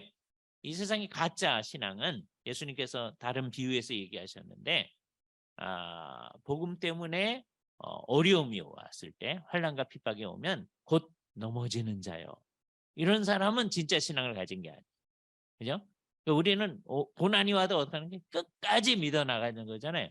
끝까지 믿어 나감을 통하여서 뭘 드러내는 거예요? 내 신앙이 참 신앙이다 라고 하는 걸 드러내는 거예요. 내 신앙을 드러내는 유익이 있어요. 두 번째, 그럼 고난 이전과 이후의 내 신앙, before and after, 성령 이전과 이후가 아니고 그렇죠? 네, 이 고난 이전과 이후에 신앙은 똑같은 거예요. 그런데 더 굳건해진 신앙이 있죠. 그래서 참 신앙인들은 고난 당한 것이 내게 유익이다 라고 얘기를 해요. 이게 아무나 얘기할 수 있는 건 아니에요. 그러나 이건 굉장한 얘기죠. 그건 당연한 거다. 그죠? 그 말은 이 세상에서의 사는 우리의 삶은 다 뭐다? 고난이다. 그죠? 딱 각오를 해야 됩니다. 예수를 딱 믿고 가는 순간 우리에게는 고난이 있다. 네? 주님 고난 없는다고 잘 된다고 하는데 왜 이러세요? 뭐 이러시면 안 된단 말이에요. 예? 다 고난이 있다 이렇게 생각하는 거예요. 예,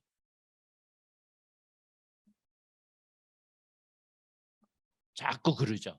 그런데 그거를 세상 사람이 그러는 게 아니라 교회가 그래. 왜? 예수를 믿으면 뭐든지 잘 된다고 자꾸 가르쳐가지고. 예? 당신 고난 받은 거 보니까 당신 무슨 죄 지었냐? 예? 뭐 이러고 나온 게 욥의 세 친구처럼 나오는 거예요. 근데 욥의 세 친구는요 와가지고서는요 일주일 동안 아무 소리도 안 하고 가만히 있었어요. 그리고 우리는 가자마자 뭐라 그래? 예? 욥의 세 친구가 와서 얘기하는 게 괴롭히는 건데요. 그래도 일주일 동안은 그냥 그 옆에 가만히 있었다니까요. 우리 어떻게 해야 되느냐? 누가 어려움을 당할 때 그 옆에 가서 그냥 앉아 있어줘요. 무슨 얘기 하지 마세요. 가만 앉아 있어줘요. 어려움을 당한 사람들 옆에는 가서 그냥 같이 있어주는 일. 그 사람이 믿는 사람이면 더 하고요. 안 믿는 사람도 어려움을 당했을 때 아무 소리 하지 말고 그때 소리하면 안 됩니다. 아무 소리 하지 말고 그냥 옆에 같이 있어준다는 것은 그 사람은 뭐 할 능력이 없으니까 좀 가서 먹이기도 하고 예? 삶을 좀 돌아보기도 하고 하는 일 옆에서 해주는 거죠. 그죠? 예. 우리는 또 이렇게 객관적인 입장을 좀 가질 수도 있어. 그 사람은 정신이 없으니까 아무것도 할 수 없잖아요. 그죠? 그 일을 우리가 하는 거다. 그죠? 이게 이제 누가 장례가 나면은요 정말 우리 교회들이 정말 그 옆에 가만 잘 있어주면 그 장례일을 잘 돌아보고 나면 그 일을 계기로 해서 그 집안 식구들이 신앙생활을 하는 경우가 되게 많이 생겨요. 그렇죠? 왜냐하면 인간적으로 고마움을 느끼거든요. 물론 대부분의 사람은 그냥 고맙다고 해놓고 그냥 그 다음 주에 한번 나와요. 나와 주는 거예요. 그 다음에 안 와요. 그럴 수 있어요. 그러니까 예의상 한번 나와 주긴 합니다. 그러나 또 어떤 분들은 그게 계기가 돼서 믿기도 하거든요. 우리는 어떻게 됐든 간에 하여튼 어려움을 당하는 사람 옆에 같이 있어주는 일을 열심히 해야 된다. 이게 해야 돼요. 그래서 어려움 당하는 사람한테 그런 얘기도 하긴 해야 되는데 그건 나중에 이제 다른 때에 목사님의 설교를 통해서 이제 들으면 되는 거니까 구태 어려움 당하는 사람한테 너 혹시 잘못한 거 있나 한번 생각해 봐. 그런 얘기 할 필요 없어요. 그거는 나중에 성경 읽으면서 또는 목사님 설교 중에서 지금 고난 당했을 때는 그런 얘기 하면 안 들어오거든요. 나중에 그것을 생각하는 그건 자기가 자기 스스로 하는 거예요. 그죠? 우리는 그냥 고난 당한 사람이 있으면 어떻게 하면 돼요? 옆에 가서 앉아 있어줘. 예? 그 일을 처리해 주면 돼요. 정말 그 일을 하는 겁니다. 그렇죠? 이후에가 다 다양할 수는 있어요. 그죠? 이태원 참사에서 뭐 자녀를 잃은 사람이 있다. 아무 소리 하지 말고 그 옆에 앉아주는 일 해야 됩니다. 그죠? 예, 이거 계속 하는 거예요. 무슨 일이 있든지 어려움 당하는 사람 옆에는 예수를 믿는 사람들이 그냥 묵묵하게 아무 소리도 하지 않고 그냥 있어 주더라. 어? 그러면은요 나중에 어, 나도 예배당에 나가야 되나 그런 생각이 들 수가 있어요. 예. 할로윈은 어떤 거다 하는 얘기는 나중에 하면 돼. 지금 우리나라 상황이요 아주 이상한 상황이어서 작년까지는요 할로윈 같은 거 하면 안 된다는 얘기를 교회가 강하게 할 수 있었어요. 근데 이제 특히 올해는 그 얘기를 못 합니다. 했다가는 맞아 죽어요. 예? 이 자칫 잘못하면 이제 영원히 그 말을 못 할 수도 있어요. 이게 이제 이 세상이 주는 압력입니다. 그죠? 이게 심각한 문제예요. 그러니까 딱 이번에 우리 앞에 있는 아이들이 할로윈 같은 거 뭐 이걸 의미 있게 생각하면 안 되거든요. 예?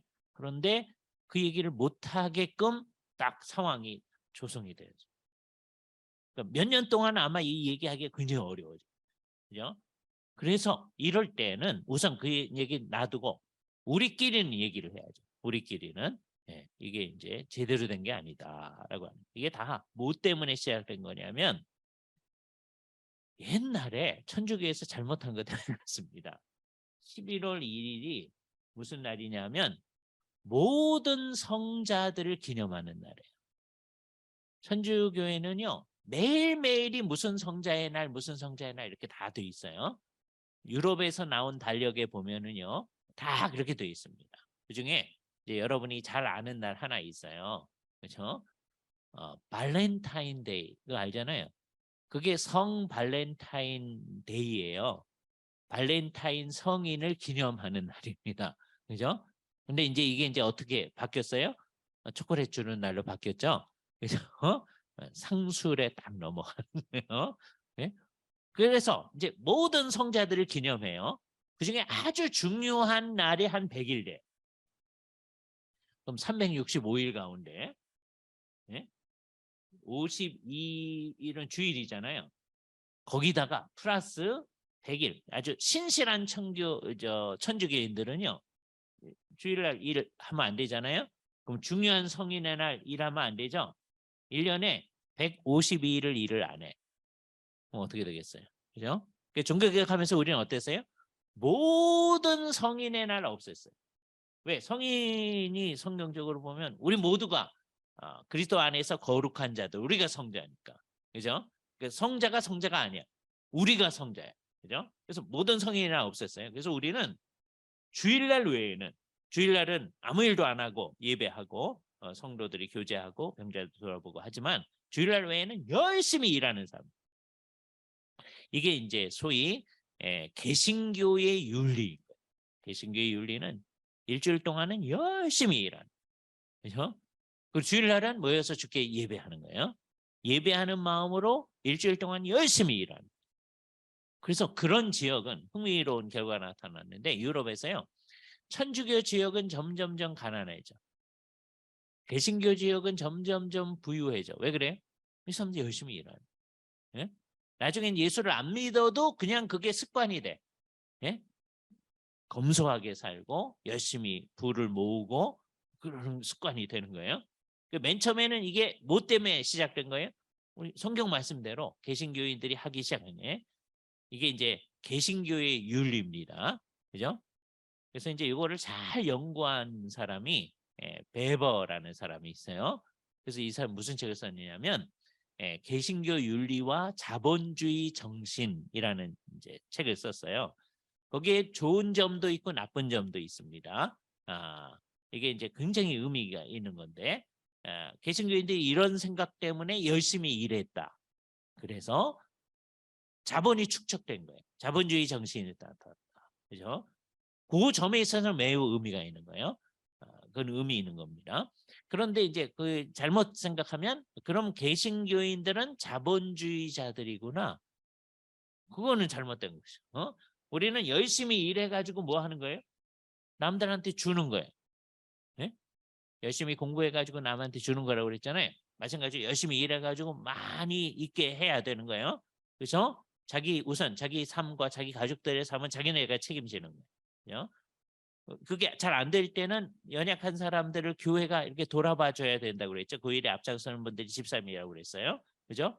그러나 또 그 도움을 받던 사람들은 어떻게 해야 돼요? 다 열심히 가서 일해야 돼. 예? 그러니까 우리는 놀고 먹는 사람 없는 거예요. 이 흥미로운 차이점인데요. 천주교 지역에는요. 동냥하는 사람들이 많아. 예? 근데 이 개신교 지역에는 동냥하는 사람은 없어. 왜요? 그런 사람들이 있으면 데려다가 먹여. 그다음에 일자리를 줘. 예? 근데 일하기 싫으면 쫓아내. 예? 일하기 싫거든 먹지도 마. 이 세상에는 안 일하려고 하는 사람도 있거든요. 그럼 그 사람들 어디로 가겠어요? 천주교 지역에 가죠. 왜? 거기는 사람들이 이렇게 동냥을 해주면 그게 뭐가 된다고 생각하는 거예요? 공로가 된다고 생각. 한참 하다 보면 동냥을 이제 받는 사람이 왜 이것 보니까 안 주냐? 어? 당신 나한테 도와주는 게 하늘에 많은 거 쌓는 건데 내가 당신한테 좋은 일을 해주는 거다. 그러니까 거기는 동냥하는 문화가 나타나는 거예요. 예? 아시시의 프란시스 이 사람 탁발을 하잖아요. 남들이 주는 밥을 얻어먹고 사는 거예요. 그죠? 옛날 우리 스님들하고 같습니다. 스님들도 옛날 이게 이제 탁발 하는 거거든요. 어느 나라에서나 되게 그런 문화들이 있는 거예요. 어느 종교에서나 비슷한 문화가 있는 거예요. 그죠? 예. 천주교에서는 이것을 공로로 생각하는 거예요. 그 탁발하면 사는 것도 공로고, 다음에 도와주는 사람도 공로고, 예? 우리는 열심히 도와주되 그게 공로가 아니라는 거예요. 우리는 열심히 도와주긴 도와줘야 돼요. 마음속으로라도 공로라고 생각하면 안 돼요. 예? 그러면서도 속으로는 공로라고 생각하죠, 그죠? 그래서 이제 관계가 딱 나빠지면 어떻게 해? 내가 어떻게 해줬는데 뭐 이런 거죠. 예? 이게 벌써 자기 공로 의식이 있는 거야. 성경대로 안 하는 거죠, 그죠? 그래서 정말 잘 생각해야 된다. 이건 아주 중요한 거니까 나중에 시간 나면 또 얘기하겠어요. 오늘은 그 얘기가 아니고 지금 우리는 이제 어떻게 될 거다? 환란이 있을 거다. 환란을 잘 생각해야 된다. 세 번째, 거짓 선지자가 많이 일어나 많은 사람을 미혹하게 할 거다. 세 번째는 거짓 선지자가 나타난다. 이 거짓 선지자가요, 어느 정도 나타나느냐? 24절을 보세요. 거짓 메시아와 거짓 선지자들이 일어나 큰 표적과 기사를 보여 할 수만 있으면 택하신 자들도 미혹하리라. 큰 표적과 기사. 막 병든 사람 고치고요. 죽은 자를 살리고 진짜로 그 일을 하는 겁니다. 예? 여기서 중요하게 생각해야 돼요. 우리는 오늘날도 주님께서 큰 놀라운 이적을 일으킬 수 있음을 믿어요. 안 믿으면 안 됩니다. 믿으셔야 돼요. 예? 누구의 뜻이면 그런 일이 일어나요? 주님의 뜻이면 그런 일이 일어나요. 그러나 그를 추구하지는 않아요. 기적하면서 그걸 쫓아다니지는 않아. 이게 우리의 입장이에요. 예? 기적하면서 쫓아다니면 잘못하면 어떻게 되는 거예요? 미혹을 받는 거예요. 여기 큰 표적과 기사가 일어난다. 주님이 함께 안 하시면 이런 일이 일어나냐? 그런데 누구가 할 수 있어요? 거짓 선지자들 그거 할 수 있다. 그죠? 우리 시대에도 이단도 이런 일을 하는 겁니다. 잘못된 성령 운동하는 사람 이런 일 해요. 그중에 대부분은 가짜예요. 그러나 진짜로 일어나는 경우도 있어요. 예? 진짜로 일어난다고 해서 그걸 쫓아다니면 어떻게 되는 거예요? 그건 잘못되는 거다. 그래서 우리는 아주 분명히 해야 됩니다. 우리가 모여서 기도하는 중에 우리의 이제 집회 중에 주께서 우리의 기도를 들으셔서 주께서 병을 고쳐주시는 게 있어요. 그걸 믿어야 돼요. 예? 그러나 그때 어떤 사람이 특별히 그 사람이 기도한다든지 그 사람이 손을 얹고 한다든지 하지 말아야 돼. 왜? 그러면 자기도 나중에 착각에 빠지고 사람들도 착각에 빠져요. 그렇게 하고 싶어요. 여러분 가까운 사람이면 그 사람 손잡고 기도하고 싶어져. 그런데 안 하는 게 좋아. 예? 특히 남성, 여성 그러면 안 하는 게 좋아요. 그래서 그러고 싶어져. 아주 간절한 마음으로 안 하는 게 좋아. 예? 예. 그래서 그냥 간절하게 주 앞에 기도하면 우리가 같이 기도하면 우리 가운데서 주께서 병을 낫게 해주시면 우리는 우리 가운데서 큰 일을 이루신 주님만을 높이게 되죠. 근데 제가 누구한테 손 얹고 기도해서 낫다고 해보세요. 그러면 나중엔 저도 착각을 하고 성도들도 착각하는 거예요. 아, 우리 목사님이 능력이 많은가 봐. 어? 그게 우리 가운데서 놀라운 일을 일으키시는 주님을 망가뜨리는 일이 돼요. 착각할 일을 만들지 말아야 돼요. 아주 분명해야 돼요. 그죠? 그렇게 하고 싶어져요. 다 그렇습니다. 그죠? 그 사람들하고 친하면 친할수록 그러고 싶어져. 그리고 그게 좀 더 간절한 마음을 표현하는 것처럼 보여지기도 해. 거기에 넘어가면 안 돼. 그죠? 언제든지 그래야 돼. 어? 그래서 언제든지 우리 가운데 놀라운 일을 일으키시는 주님을 높이되 그거를 추구하고 다니면 안 돼. 여기서 놀라운 일이 일어난대. 그래서 우리는 신유 집회 이런 거 안 하는 거예요. 예? 그런 거 하는 데는 잘못된 거다 이렇게 생각해야 돼. 예? 우리가 모여서 집회를 하는 중에 신유가 일어날 수는 있어요.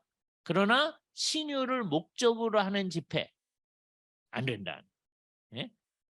그런 분들이 있거든요. 그런 일을 하시는 분들이 있어요. 그죠? 근데 아주 심각한 문제 속에 늘 빠지게 돼요. 그죠? 그렇게 하지 않도록 우리는 생각해야 된다. 그래서 이 일 언제나 마음속으로 잘 생각해야 돼요. 이게 거짓 선지자들이 놀라운 이적과 기사 일으킬 수 있다. 생각해요. 그다음에 네 번째 뭐라 그래요? 불법이 성함으로 많은 사람의 사랑이 식어진다. 이게 네 번째인데요. 불법이 점점점 많아져. 근데 불법이라고 하는 건 뭐냐면 죄는 불법이니라 그랬죠. 이게 아노미아라는. 여러분 중학교 갔을 때 아노미 현상이라고 하는 걸 배울 겁니다. 이게 아노미아예요. 그죠? 이 법이 없는 거예요. 그죠? 네. 법을 그러니까 이 아노미는요. 그냥 법을 안 지키는 정도가 아니라 예? 법이 우리에겐 적용되지 않는다. 이렇게 생각하는 거예요. 예? 니체가 그 입장의 아주 대표예요. 초인이 되면 선악의 피 안에 선다 이렇게 생각하는 거예요. 예? 니체만 그렇게 생각하는 게 아니라 예를 들어서 옛날에 뭐 김일성, 스탈린 뭐 이런 사람들, 레닌 수없이 많은 사람을 죽였거든요. 숙청하고. 예? 근데 그렇게 해서 사람 죽이는 게 잘하는 거다 이렇게 생각합니다. 왜요? 자기네들은 선악을 넘어선 존재들이다. 그죠? 자기들이 원하는 목적을 이룩하기 위해서는 그럴 수 있다 생각하는 거예요. 그 사람들은 사람을 죽이는 것만이 아니라 거짓말도 아주 능숙하게 합니다. 예? 그게 자기의 일들을 하는 방법인 거예요. 그죠? 이 세상에 그런 사람 많이 있는 거예요. 그거를 잘 봐야 돼.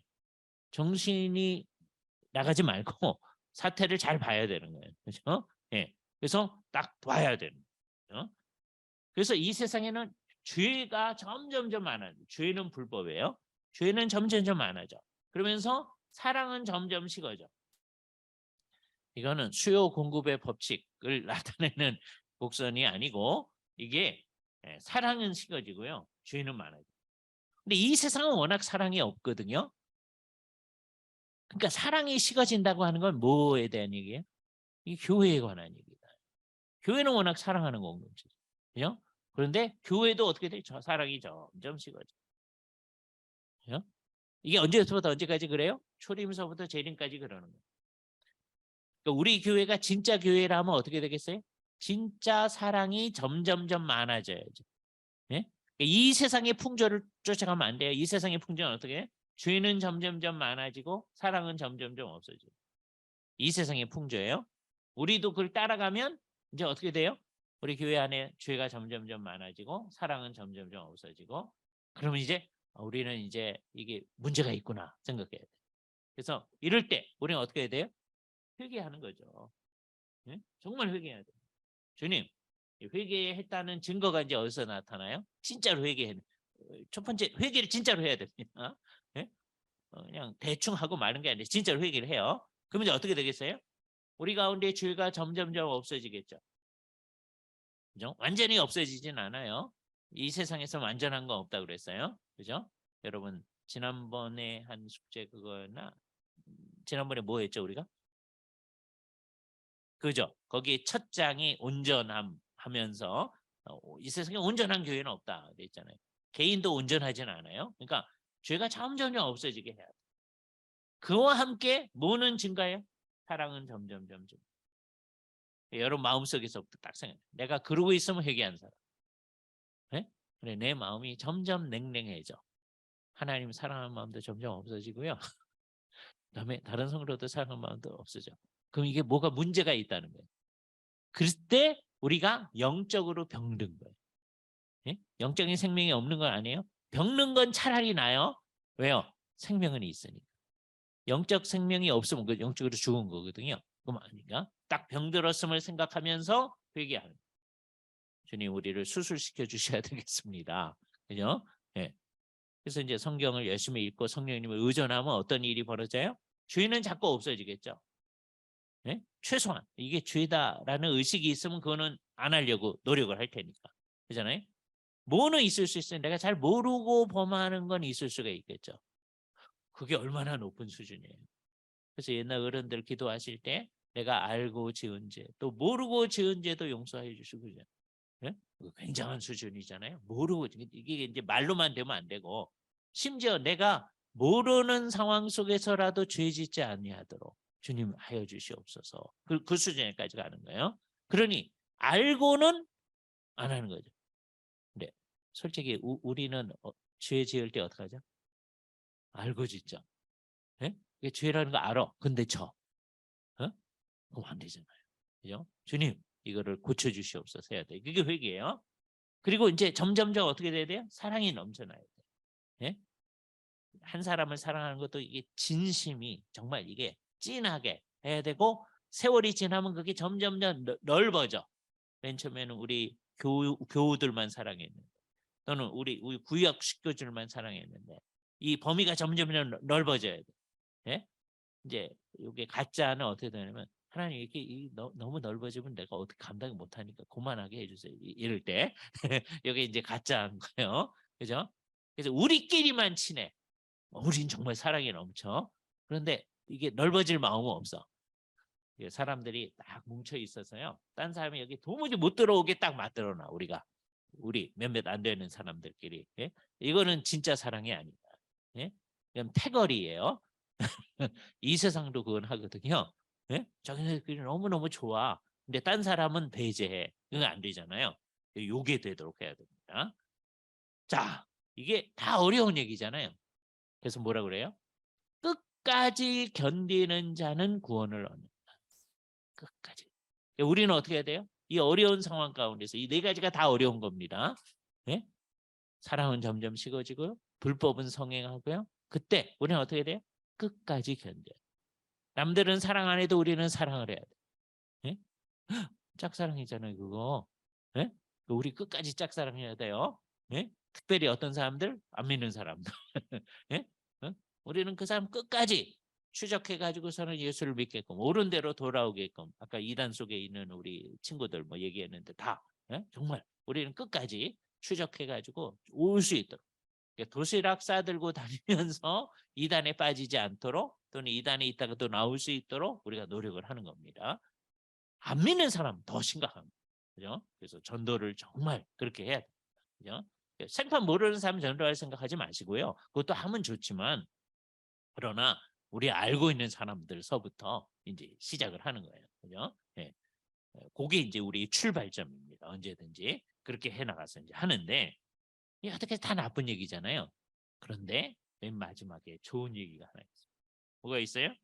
이 천국 복음이 모든 민족에게 증언되기 위하여 온 세상에 전파되리니 그제야 끝이 온다.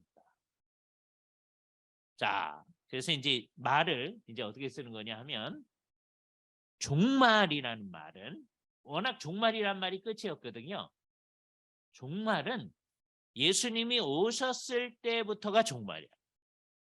네?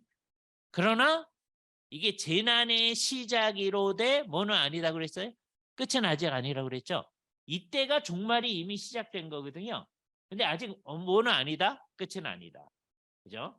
그래서 우리가 종말에 딱 들어온 거예요. 언제서부터? 예수님이 오셨을 때부터. 1세기서부터 종말이야. 그래서 이제 종말론 요번에 이제 우리가 이 두 번째 큰 제목이 종말인데 종말 개념을 분명히 해야 돼요. 종말은 언제서부터다? 예수님이 1세기에 오셨을 그때서부터가 종말이다. 그러니까 따지고 보니까 여러분이 태어난 게 종말 속에서 태어난 거예요. 그죠? 아, 지금 상황이 뭐 시절이 하수상에서 전쟁이 일어나고 처처에 기근과 지진이 있으니까 종말이 가까웠습니다. 이러면 어떻게 되는 거예요? 이게 틀린 말이구나. 예? 여러분은 그런 말 하지 말아야 돼요. 예? 또 그런 말 하는 사람 주변에 있으면 어떻게 하는 거예요? 그 작은 책 선물하시는 거예요. 예? 예? 물론 대부분 안 읽겠죠. 선물 받은 책은 안 읽어요. 예? 그래도 여러분이 열심히 보급을 하셔야 됩니다. 그러면 나중에 우리나라에 이제 이게 공통적으로 쓰는 날이 오기를 바라는데 절대로 안 옵니다. 예? 이 세상의 모든 예수 믿는 사람이 이렇게 정확하게 말을 쓸 때가 올까요? 1세기 예수님이 오셨을 때 이미 종말이 시작되어졌는데 아직 뭐는 아니다? 끝은 아니다. 이게 성경이 말하는 거잖아요. 성경이 얘기하는데도 우리가 그렇게 안 썼잖아요. 예? 언제가 종말이에요? 예수님이 가까울 때쯤이 종말이라고 생각하는 거예요. 이거 고쳐야 돼. 예? 우리는 1세기서부터 그러니까 종말이 지금 2000년이 넘은 거예요, 지금. 예? 종말은 큰 시기다. 예? 신약 시대 전체가 우리도 지금 신약 시대 아니에요. 이 전체가 뭐예요? 종말 시기예요. 예? 이걸 아주 분명해야 돼요. 그러니까 이제 말이 이제 어떻게 나와야 돼요? 막 기근 지진이 있고 전쟁이라고 하니까 종말이 가까웠어요. 그런 말은 우리 입에서 나오면 이게 고쳐져야 돼요. 예? 그러니까 여러분이 나가서 고칩시다 해야지 되진 않아. 여러분이 뭐 그렇게 하는 것도 아니고 그렇잖아요. 그러니까 어떻게 해야 돼요? 우리는 이제 그렇게 일단 우리는 그렇게 말 안 쓰는 거죠. 예? 안 쓰는 거고. 그러나 아직 뭔 아니다? 끝은 아니다. 끝이 되려면 어떻게 되느냐? 천국 복음이 선포돼야 돼. 천국 복음의 선포는 언제서부터 시작됩니까? 예수님이 이 세상에 오셔서, 그죠? 하나님의 나라가 이미 임하였다. 그러나 극치는 아직 아니다. 이게 천국 복음이거든요. 그죠? 자, 그 천국 복음을 받아들이면 어떻게 된 거예요? 하나님 나라, 즉 천국 안으로 들어온 거야. 우리가 천국에서 사는 게 지금 아닌데요. 그러시면 안 돼요. 예? 예. 눈에 안 보이는 이 천국. 예? 언제까지는 안 보여요? 예수님이 다시 오실 때. 즉 끝까지는 안 보여요. 예수님이 다시 오실 때 그때는 눈에 보이게 임하는 거예요. 예? 그 나라가 권능으로 임하는 거예요. 그러나 예수님께서 이미 오셨을 때 하나님 나라가 가까웠다. 그러시다가 내가 귀신을 쫓아내는 것이면 하나님의 나라가 이미 너에게 임하였느니라. 그렇게 얘기하잖아요.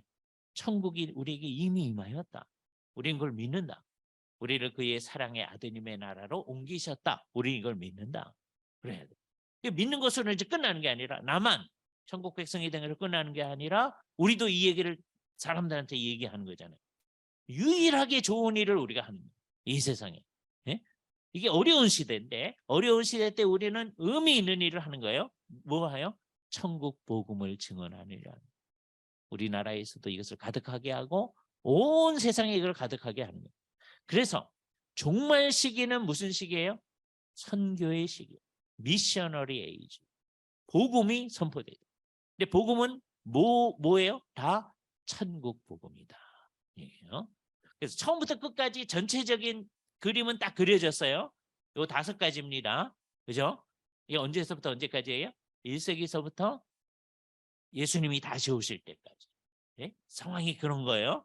그럼 그 가운데서 예루살렘 성전의 멸망은 어떻게 되는 걸까 하는 얘기. 그게 이제 15절서부터 하는 얘기거든요. 그 얘기 다음 주에 하도록 하겠습니다. 그죠? 예. 오늘 특성 잘 하시길 바라면서 같이 기도하겠습니다. 거룩하신 주님 감사합니다. 마태복음 24장을 공부해 가고 있습니다. 다음 주까지 우리가 이 말씀을 공부할 터인데 이 말씀에 근거하여서 때의 징조를 정확하게 이해할 수 있게 하여 주시옵소서. 예수님이 다시 오시는 때의 징조 정도가 아니라 초림서부터 재림까지의 전체적인 그림이 이렇게 우리에게 지시되고 있다는 것을 잘 아는 사람다우게 우리가 오해하지 않도록 미혹받지 아니하도록 또 미혹받는 많은 사람들을 옳은 대로 돌아오게 할 수 있도록 우리를 이끄시며 오늘 특별히 예배 가운데 우리가 모든 학우들을 대표하여서 주 앞에 찬양을 하려 합니다. 전체를 대표해서 찬양하는 거라는 것을 의식하면서 우리가 주 앞에 온 힘을 다하여 온 영혼을 다하여 찬양할 수 있도록 미리 한번 준비해 보려고 하는데 그 과정도 지켜주시고 예배 가운데 주님이 영광을 받아 주시옵소서. 우리 주 예수 그리스도의 이름으로 기도하옵나이다. 아멘. 수고하셨습니다.